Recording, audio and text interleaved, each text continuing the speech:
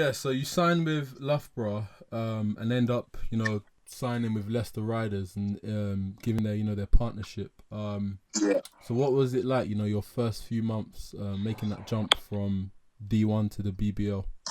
It was a jump for sure. I can't even lie to you about that.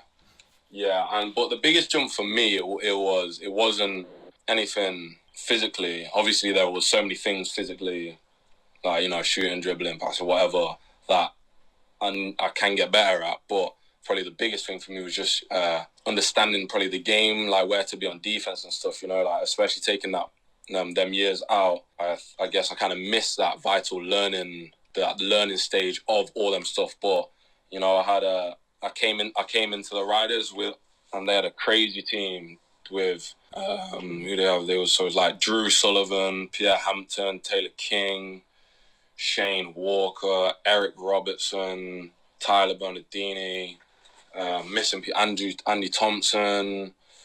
I'm missing people out, and I really don't want to miss people out because like, everybody on the team, like it was crazy. Like they took five off to put a new five on, and any given day, like that second five might be better. Like you know what I mean? Like it was Yeah, crazy. Well, yeah, I think that's about it. But yeah, so like I had so many people on that team from like various different backgrounds, as in the Brandon Clark point guard coming from Santa Clara.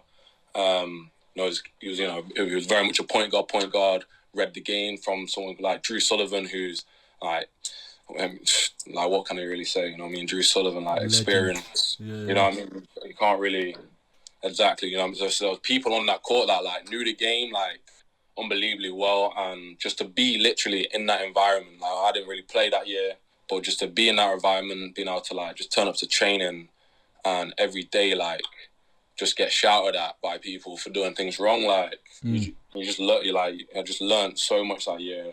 It was actually a blessing being able to kind of do that for the Riders because the amount I learned that year definitely put me in good stead. Moving on in my basketball. Was there any, I guess, frustration in terms of going from being the franchise player at Derby to not really playing any minutes in your first season? Yeah and no. It wasn't anything like coming from Derby, to here kind of thing. It wasn't anything like that got Mm, me a little bit twisted. I think just being playing sports and being a sportsman or whatever. I think you always go from somewhere to somewhere.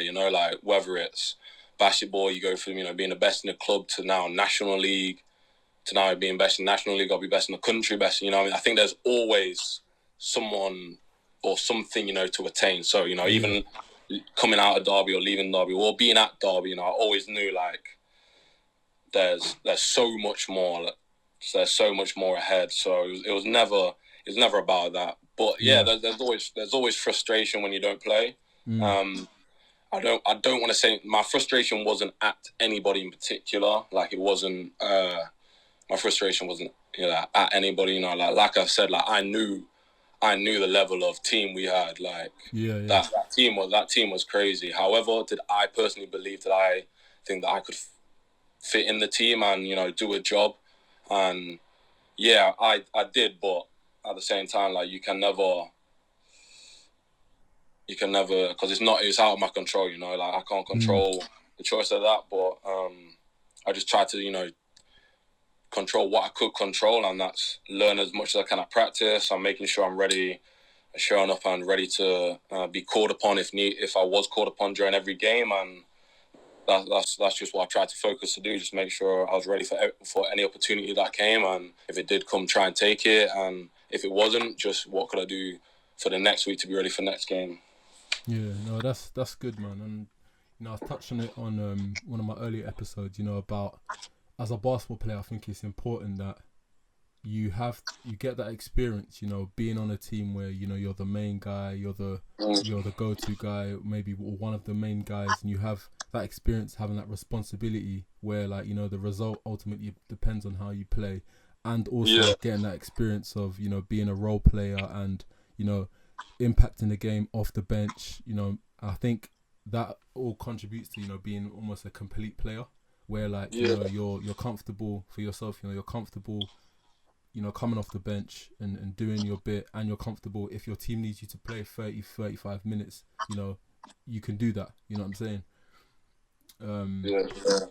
The thing is, I've always thought, like, just not even basketball, but, you know, I watch a bit of football, and I've always the I guess, like, the build up. I've always thought whether it's better to, you know, to be maybe at a smaller place where you're kind of, you know, the guy, you get, you know, you got to get a lot of minutes, get a lot of touches, get a lot of shots, or maybe it's better to be at maybe like a stronger place growing up where there's maybe you get a bit less of that, but, you know, there's better competition, but you get less shots. I've always thought what's you know, kind of what's better, and yeah, I don't really know. I think obviously it's one of that I don't think anyone knows exactly, but I think I definitely got that. You know, definitely I was able to probably shoot a lot at Derby, or, you know, do had a bit more of a longer leash at Derby, but that's normal. Obviously, coming to a new team, which is not only in a higher league, but, you know, they were obviously, don't know for sure, but they were either, you know, top 3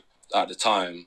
Obviously went on a great run since then. So it wasn't like I was coming into a team either that maybe weren't succeeding. You know, I was coming into a team that was succeeding well, and they were playing good ball and winning games. So no, you touched on a good point. You know, with regards to, you know, which one's better. Is it good to be, you know, the big fish in the small pond, or the small fish in the big pond in terms of like development? yeah.